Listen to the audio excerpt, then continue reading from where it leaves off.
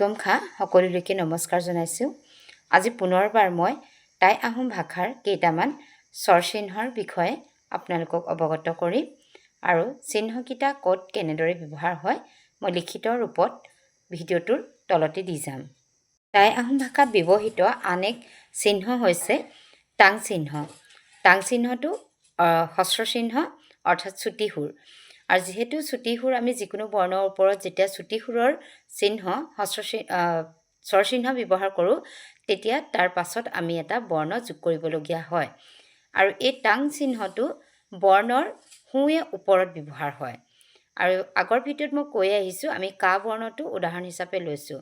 এতিয়া কাৰ ওপৰত যদি আমি হস্ৰ চিহ্ন টাংটো দিওঁ আমি পাছত এটা যিহেতু বৰ্ণ যোগ কৰিবলগীয়া হ'ব সেই হেতুকে কা টাং না চাত এই গোটেইটো লিখাৰ পিছত ইয়াৰ উচ্চাৰণ হ'ব কিন।